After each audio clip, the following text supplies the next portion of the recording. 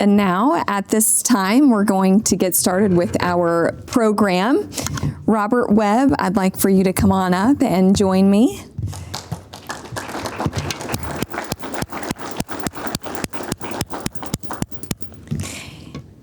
And Robert is retired Fort Worth Fire Department, and he will be speaking to us today on workers' comp and the legislation involving 607.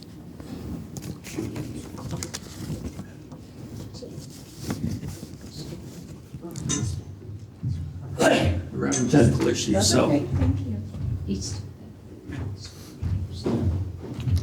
Excuse my voice, I'm gonna talk as loud as I can. The cedar trees have been whooping on me here lately, so I will try my best so you can hear me. So basically, in 2005, the state of Texas approved Chapter 607 in the Texas Local Government Code. It was 2015 before a living firefighter won a case. 10 years, and it was me. And the reason was it was lined with landmines. There was a lot of issues on how to win your case. And I was lucky to prevail. I made 26 additional cancer packets for different types of cancers that all won. It was so effective that in 2019, they changed the law. And now we have 11 approved cancers, and we're going to talk about that a little bit. Will it switch yet? Hey, Craig, you can just go next.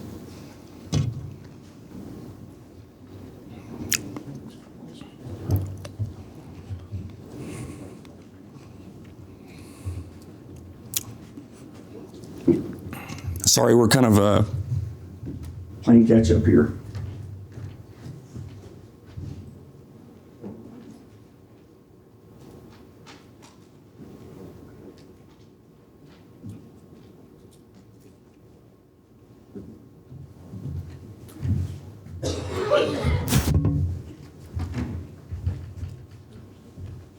So we'll talk a little bit while we're working on that.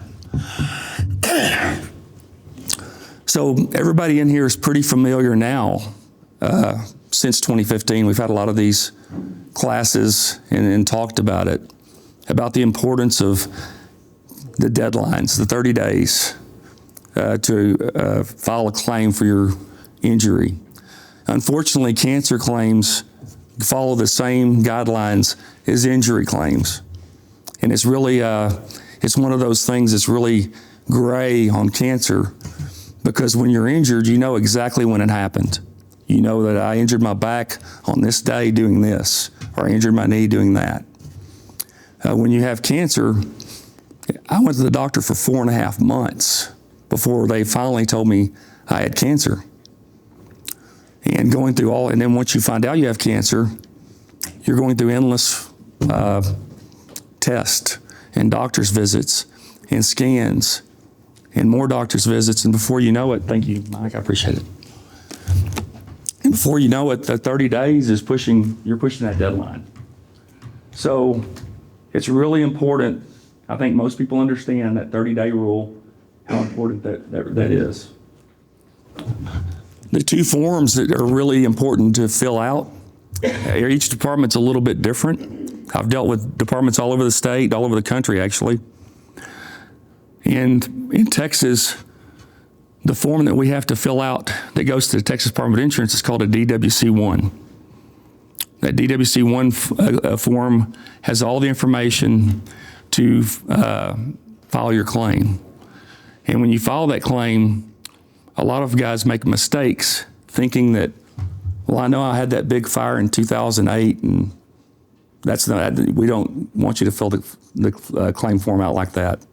It's based on your number of years of experience. Do I need to come back there and sign in again? Okay. If you can go to the second slide now, if it'll there you go.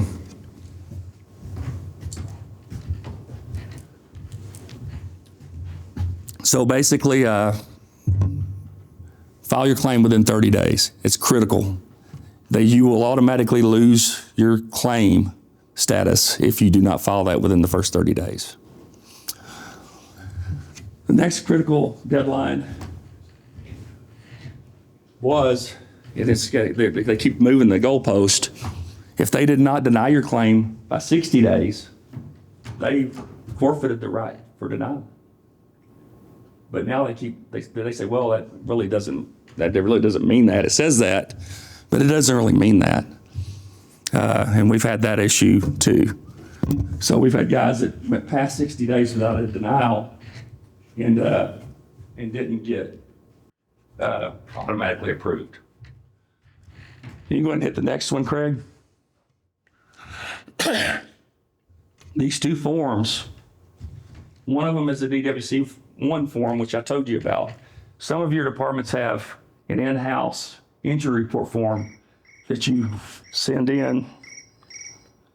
Spam call. I've been getting tons of those. This election is going crazy. But the DWC-1 form, sometimes you fill out a sample form, a general injury form at the station level, and it goes to HR, and they transpose that onto a DWC-1 form. In Fort Worth, we always filled out the DWC-1 form at the fire station. So each fire department does it a little bit different.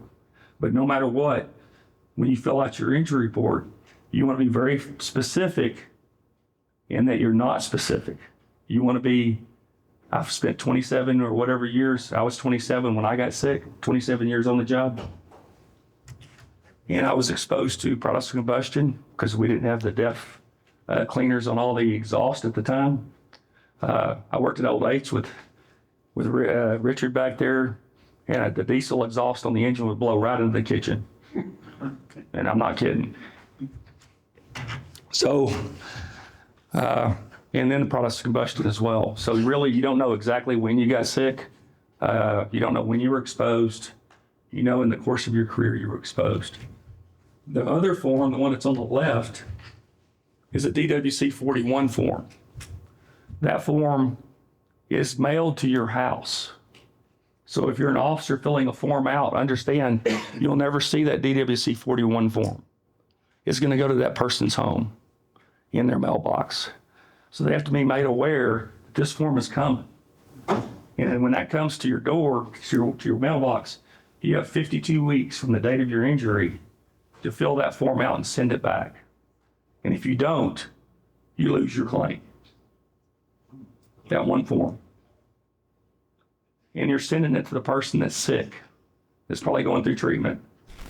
So they have to know. It's really helpful to have someone check up on these guys and make sure, hey, if you got that DWC-41 in your mailbox, have you filled it out? You can download this form from the Texas Department of Insurance, and you can send it in, have it ready for them, have them sign it. It needs to be filled out exactly the same way as your DWC-1 form. Very vague. Just in general, you've been this many years as a firefighter, you're exposed to products of combustion and smoke and diesel exhaust as well. And you have a one of the 11 cancers that are listed as one of the 11 cancers. Now, we'll talk about the cancers that aren't one of the 11 here in a second. You can go ahead and click it. So basically, that's whenever you're filing a claim, you're not only under Chapter 607, you're under Chapter 408, you're under Chapter 409, you're under Chapter 415. Like I said, it's very confusing for the average person to figure all this out while they're going through chemo. I did this while I was going through RCHOP chemo. So it wasn't a pleasant time trying to figure all this out. But basically, what that says, this used to be actually a point of contention. That's where it mentions the 30 days to file your claim. You have 30 days to file your claim. And there was a little caveat down there that a lot of firefighters legitimately won cases on that because they did not know that there was a 30-day rule. They didn't know that cancer was even something you could file for. Before we started doing these classes, a lot of guys had cancer and never thought about filing workers' comp. They didn't understand that there was a law that was passed in 2005 and that you could file for cancer. Had no clue. So that 30-day rule, if you look down there at the bottom, it's basically, it mentions if you knew or should have known that cancer was, you have a little out down there where you could actually file past the 30 days. Not many people are winning that anymore because of these classes right here. There's mandatory classes within the fire departments now on cancer awareness. So they can't really use that anymore. You can click it.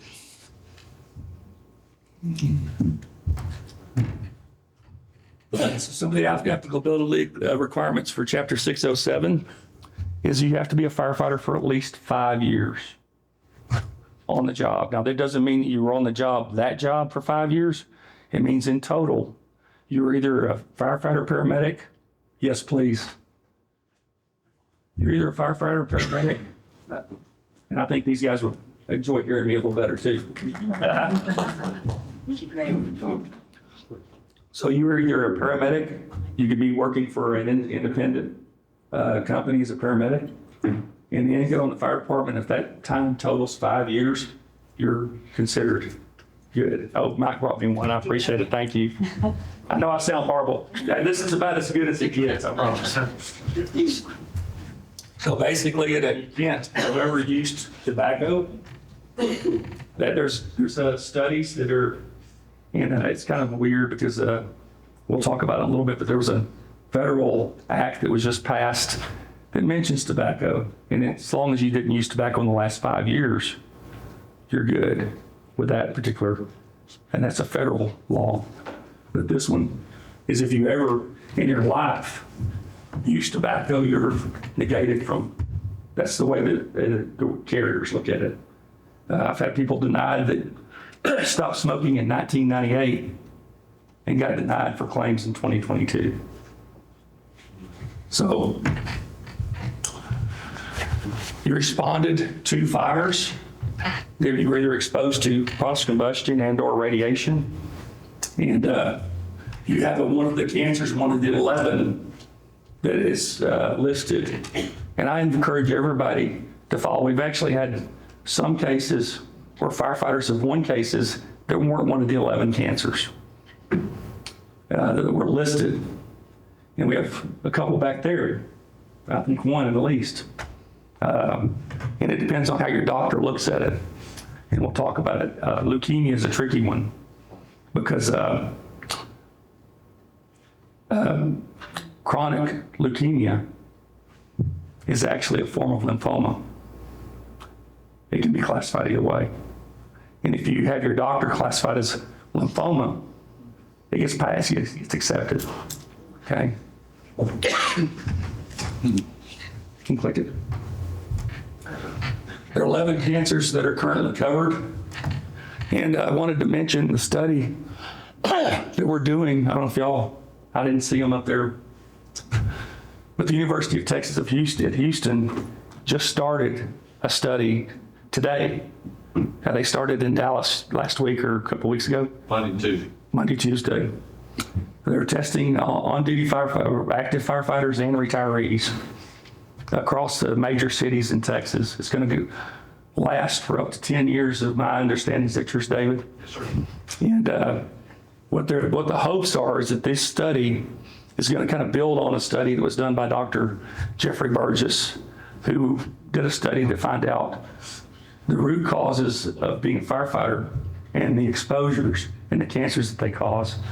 The interesting thing he found was that they tested all of the rookies that were hired at Tucson Fire Department over the period of 6 years.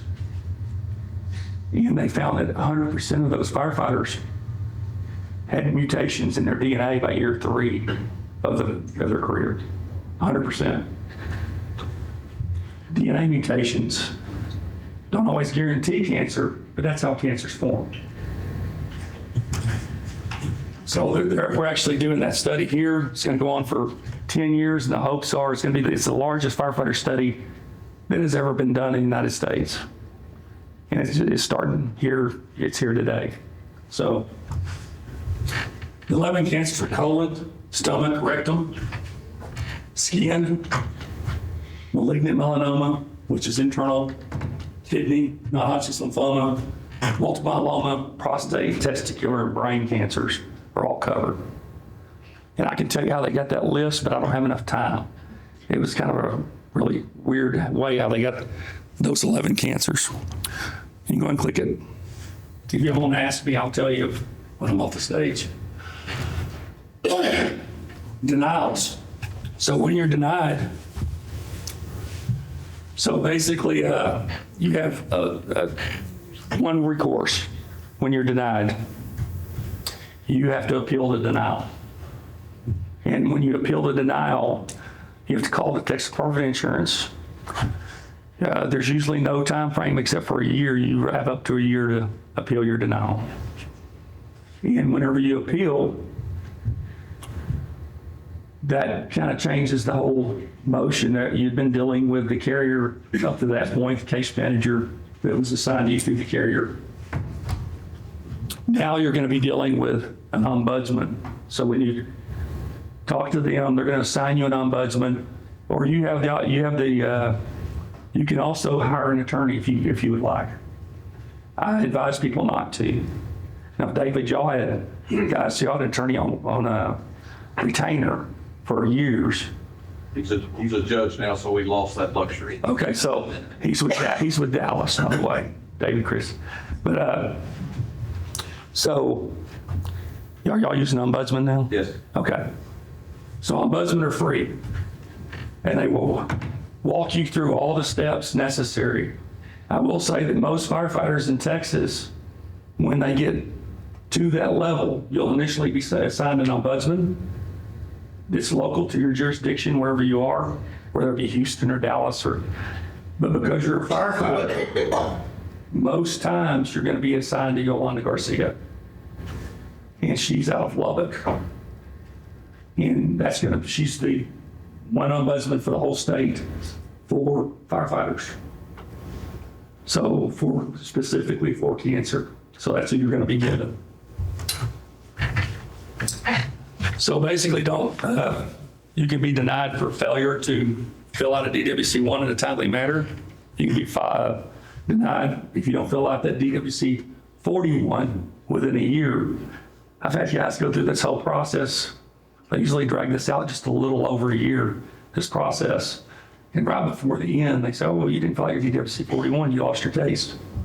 So the DWC-45 that it mentions there is for a death. If the person died from their cancer, from their illness, or from their injury, you have to fill that form out as well.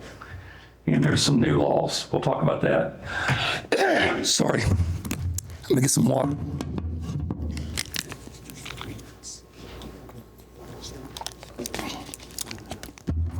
There are some new laws that are allow the spouse to, and it was that way anyway, but they actually put it in writing to where the spouse can file for benefits for their husband through the contested case hearing, the BRC, the benefit review conference, and the contested case hearing.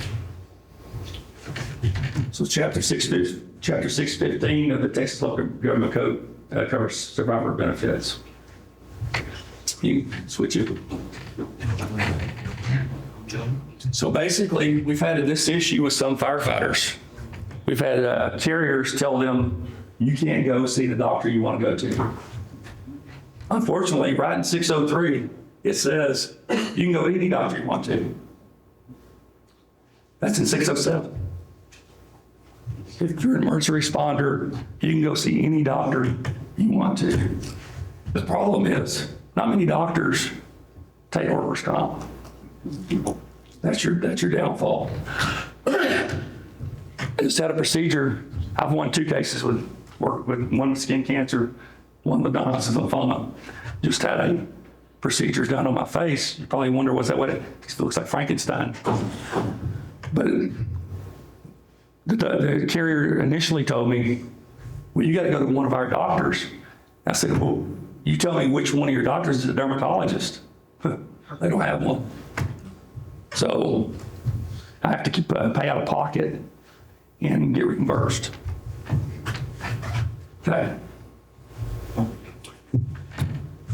We just talked about this. Most oncologists do not accept workers' comp. Texas Oncology does not accept workers' comp.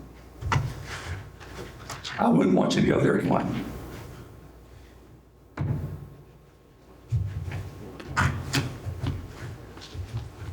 I will tell you this, the one thing I've learned, having stage 4 cancer twice and stage 3 once, is that it's not convenient to have cancer, and treatment should not be convenient. The UT Southwest and MD Anderson both accept workers' comp. They're the only two that do. And thank you for what you did. There are 3 categories of cancer care centers in the United States. There's a clinical care center that's just focused on treatment, prevention, and patient care. That's 90%, 99% of cancer centers. There's laboratory care centers that are just focused on research.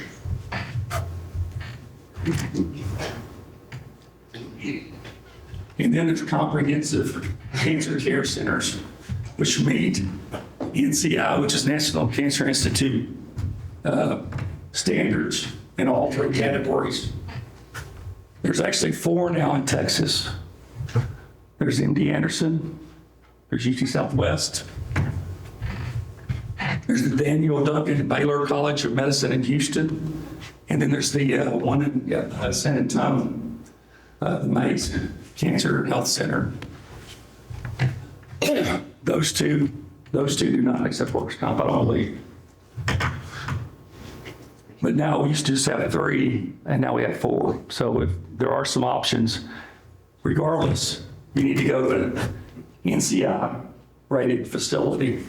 One reason is I encourage all of y'all, if you don't have it and you're men, to get a cancer policy.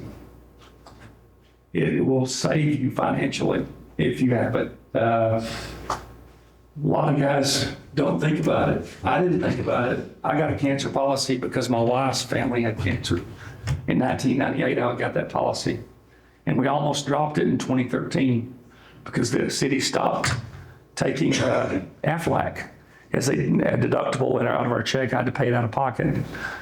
And I just said, I don't know if it's worth it. My wife was wanting me to drop it. I said, I'm going to keep it for a little bit because I was going to be retiring within a few years. So you never know.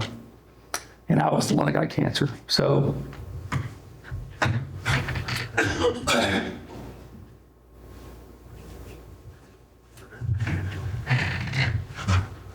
if you don't have one of the 11 cancers that are listed, I still encourage you to file. We've had people file and like win their case. It's rare, but it's happened. The packets that I built, the 26 packets, David's seen them. They've been very useful in cases. They're still very useful now. And not so much in fighting the case because they took the IARC, the International Research of Cancer information that I built my packets out of. They took that out of the law, the wording out of the law. So those packets aren't 100% effective in fighting your case. What they are effective in is allowing your doctor to see science and why your cancer was caused by what you do. And I've got a lot of doctors write letters based on those packets. And do y'all do that too, David? Yes, correct. So most likely, the only way to prevail is through court. If you go all the way through the BRC, which is the Benefit Review Youth Conference, you go to the contested case hearing, and if you lose your case there, you're forced to go to court, to district court. And it's really hard these days to find attorneys that are willing to go to court and fight this 607 battle because there's no money in it. There's no money in it for them. Not really. So it's really hard to find. You found that too, David? Yeah.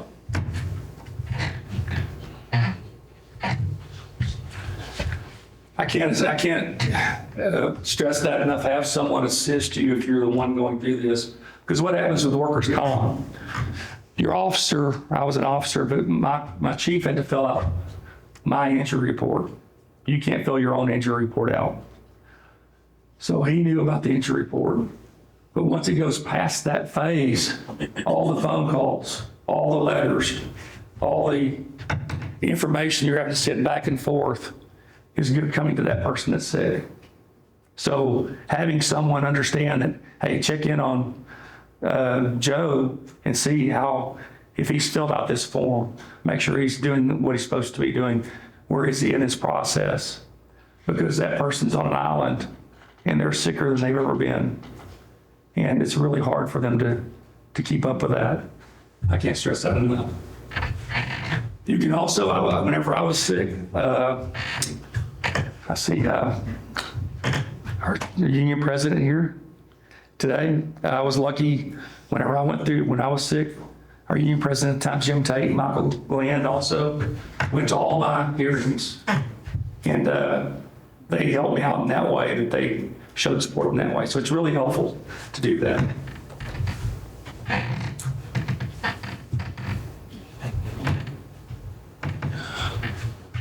So the ombudsman will assist you through the BRC and the CCH, which is the contested case hearing, at no cost. If it goes to district court, you have to hire an attorney. Okay, that's pretty much all of the 607 I'm going to talk about, because I have a lot of other stuff to talk about. And if anybody has any questions on 607, I'll be sitting here somewhere, and y'all are welcome to talk to me during the breaks. I'm happy to give you any information I have. These are all the new laws. Now, I was kind of in hibernation a little bit. We all were with COVID, and since 2020. I was sick in 2020, and I was sick again in 2023. And I haven't been able to talk about all these new laws that have come about. Some of them are federal laws, some of them are state laws. The Wade Cannon Act, that just was enacted and it made it official this year. It requires departments to begin to do advanced screenings, detection, helping to slow the spread of cancer down among our firefighters and employees. So it's forcing departments to do health testing. We have I know some of y'all had asked, in Fort Worth, we have a company just right around the corner. If you go this way, they're doing our testing here in-house in Fort Worth, and they've been doing it for a few years, and have really caught a lot of cancers. Frontline. Frontline, yes, sir, frontline. I thank you for that. So Water drift. yeah. I had one of those moments, brain fog. So that's a really benefit. It's a good benefit that all employees are going to start getting cancer testing. The cancer testing is way more involved than it was when we did Hughley, or whenever you did your physical and you got hired. It's very detailed. So any subdivision that employs firefighters should offer occupational cancer screenings. It's very specific in that in the 5th year employment is when they're going to start testing, and every 3 years after that. So unfortunately, they won't do any cancer testing until the 5th year, but every 3 years after that. Now, this is what they're required to do. Each city is different. And I can tell you, each city is different with 607 too. I've spoken with cities where everybody gets denied. Is that y'all right now, David? One in 13 years was approved. So everybody gets denied, regardless if it's one of the 11 cancers, regardless if it's one of the 11. Now, Waco, I've understood that y'all have a pretty efficient, and y'all had some city requirements where health was a big issue, and they've approved all those cancers. Well, let me tell you, it's not up to the carrier to pick those cancers. The city, if they want to prove it, they can. It's not the carrier's decision. It's the city's money. Screening initially is going to be done on the brain They mentioned there several different places. Colorectal, prostate, lung, and brain are what the documentation says. I can tell you frontline, I don't know that I got any testing for my brain when I went there. I mean, I may not, maybe they thought I didn't have one, I don't know. But what they do is sonograms of your solid organs, and they do some stress tests to see your cardiovascular risk as well. So it's a very in-depth. I will say this too, though. When I went through that frontline physical, I had stage 3 cancer and was going through treatment, and they didn't catch it. So, but mine's different. Not blood cancer. It's not in, my spleen was a normal size at that time. So it wasn't their fault necessarily. I'm saying it's not going to catch everything. House Bill 331. So basically, it's going to alter the 607 presumption a little bit in the heart attack. If you have a heart attack, it's going to allow so many hours. So basically, it's work-related activities that may cause a heart attack or stroke. And provides a legal presumption that 3 of these conditions were work-related if, and one of the things is an 8-hour time frame. Either you have the heart attack on duty or 8 hours after duty is considered. I guess it's going to be considered like the 11 cancers. I promise you, you'll get denied, but you'll have to fight it through the contested case hearing. But that's what the new law states. So if you have a heart attack within 8 hours of going home for a stroke. House Bill 1306 and 24488, they amended the COVID laws that were enacted in 2020. And they basically made it a little more permanent because a lot of people have what's called long COVID, having a lot of issues with it. And so contagious disease, and it also includes, they included the medical examiners who examine bodies, and they're included in this presumption as well. So people that handle the bodies can get cross-contamination and get sick. I guess it was needed, so they actually went into effect in September of 25. So, and they also enacted the law where a contested case hearing can be done by video if all parties agree. And during COVID, that was a thing, but they had to make a law to kind of cleared all the hurdles because they were kind of doing things on the fly. I had one of my contested case hearings on a video call, so Zoom.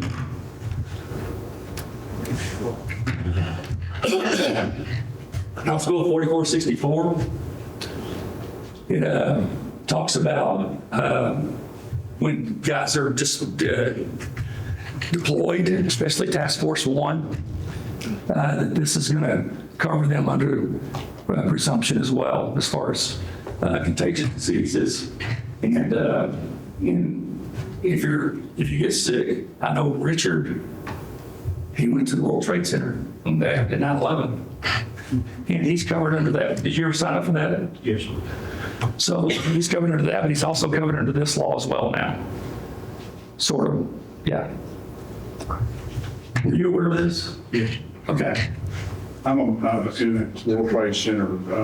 They have a program that you sign up for. Yeah, you can sign up and, yeah. And you get a chest x-ray thing through the, but it was through the task force. Yeah. Yeah, none of our guys said, well, did any of our guys go up there if they got sick yet? No. Well, we've had 2 line of deputies of the 80 people that went to New York. There have been 2 got line of duty death from related to their response. Okay.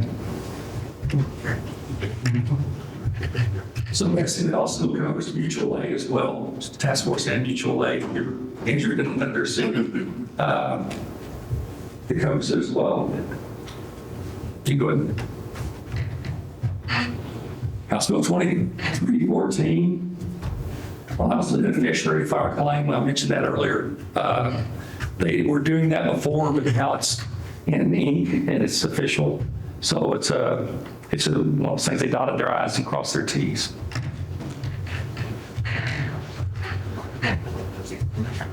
Uh, 2468 amended lives, which are lifetime income benefits. If you're injured and physically unable to work, you're eligible for lifetime income benefits. And basically, it's the measure to permanent neurodegenerative brain injury. I kind of like that. It said imbecility, as I like to discern firefighters from an imbecile. So a lot of them act that way after that.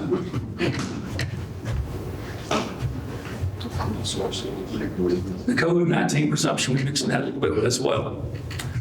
So it just increases the length of time forever now that you can deal with these claims. You needed to file them on time back in the day, but it allows them to keep going in the future. We have guys, I know everybody does, that are still suffering from COVID that they had 4 years ago, 5 years ago.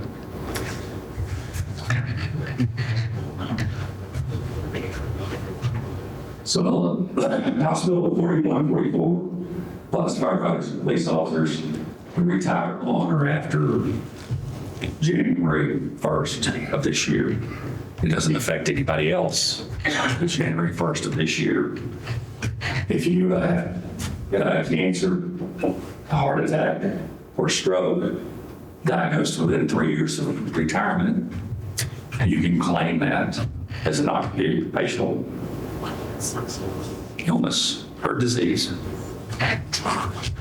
Exceptions, the dude does not allow the government entity already provides comparable cost-effective health benefits for retirees. So our city does pay for our health insurance.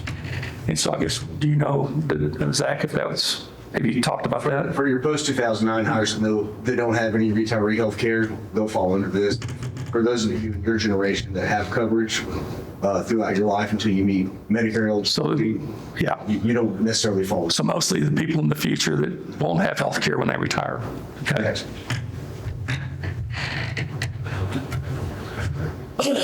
This is a very important act. This was signed in January of this year. It's a federal act. How many people are aware of the Honor Act? Several. We've had several firefighters in Fort Worth that I contacted that their widows have filed for this already. So this is what's really kind of confusing, head scratcher. We have 11 cancers that are covered. The federal government just insinuated at least 20 that are covered.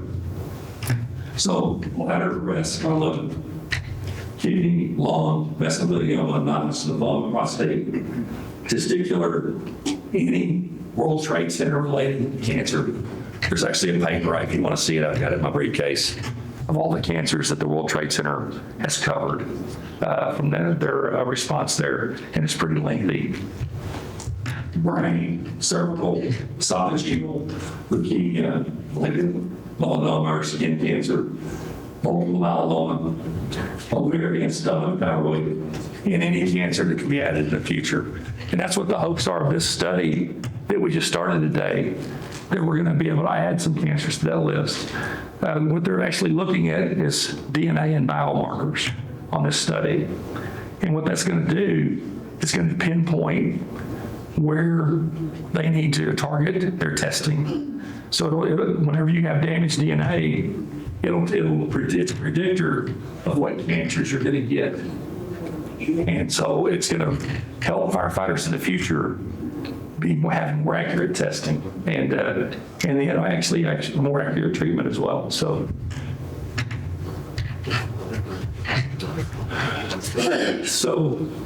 it covers all of the World Trade Center things, cancers as well.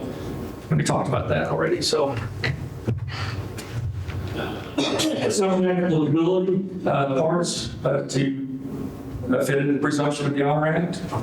are the following: basic exposure occurred while engaged in line of duty action or activity. And I will tell you that none of this stuff has been done yet. Everybody's in the process of just now doing it. I know 3 people in the pipeline, and they're assigned a person to assist them when they call.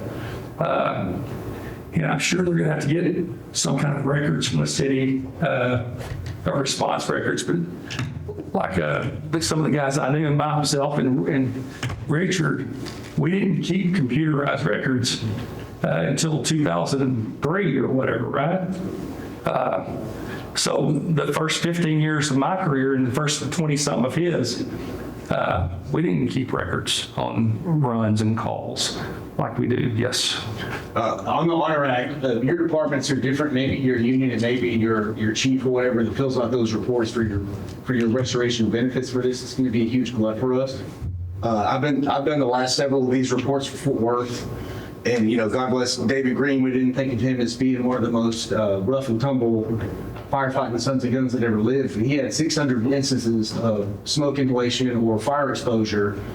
And what really gets us now is in the digital tracking of those runs, it's really incumbent on us to do solid reporting. So it's funny to have the union harping on, I need solid reporting, but when I go and get benefits restored for your family, I have to be able to look at the run, what the run was, how it was codified, how we notated our actions, and that narrative is very important. There are 2 officers that filled out no narrative for David in the last several years of his career, and to me, that's a cardinal sin.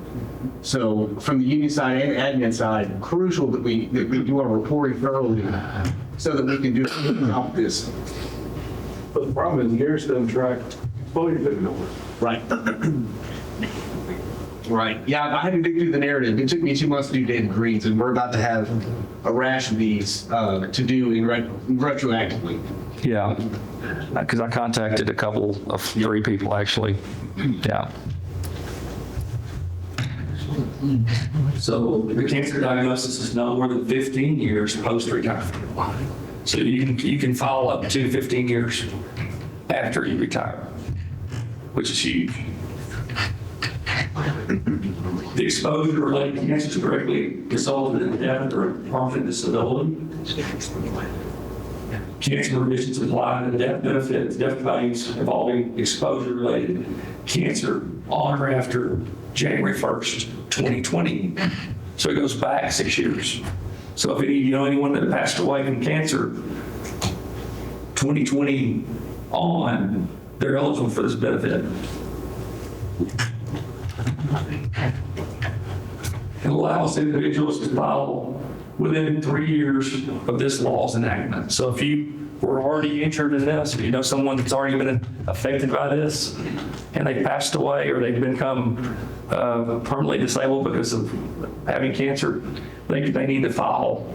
It's like that 30, it's a little more lenient than that 30-day rule, but it's still a deadline. And if you miss that deadline, it's going to cost you your benefits. And my understanding is it could take 2 to 3 years to get the benefits. Is that correct, Zach? Yep. Yeah. Right now, the death benefit is a one-time non-taxable federal payment of $461,656. So it is substantial for guys to file and for families. It also allows education assistance.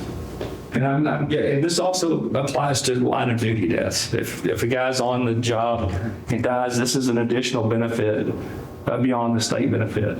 Okay, this isn't just for retirees.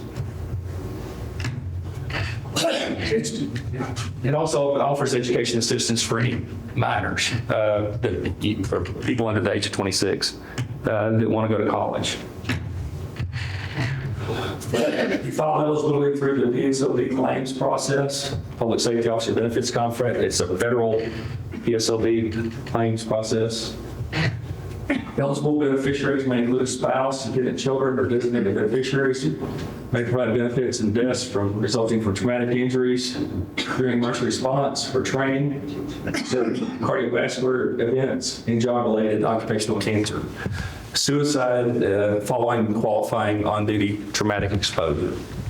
So it's very encompassing, but it's also very detail, but you kind of see how that you have to find that sweet spot. Hopefully, you're injured actually doing that during the response, or you killed yourself immediately after you saw something really bad, not a year later or whatever. So.